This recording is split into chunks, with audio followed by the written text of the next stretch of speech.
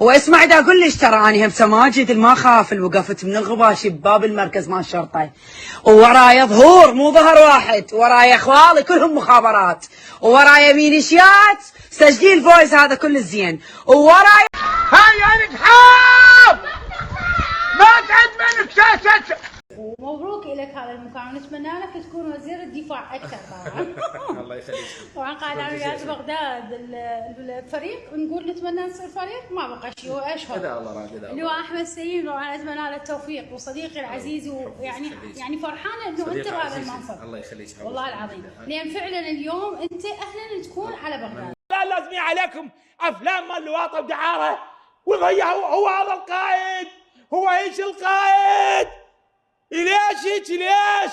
المهم راح تطلع بمرتك وراح تطلع ببنتك وراح تطلع بابنك. هو القائد هيك؟ هو هذا مكتب الناس حطوا ثقتها بيكم. هي هاي القياده؟ والله عيب، والله عيب، والله عيب. فنقولوا حسبنا الله ونعم الوكيل. لو بأكبر به أنزع لهم الرتبة بإيدي وبالحق. افتهمتي لو افتهمت.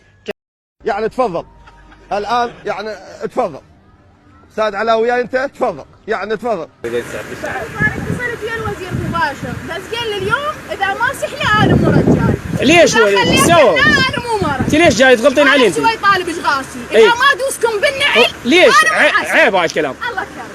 عيب، امهاتكم كبار وجدك وتاريخك مو عيب.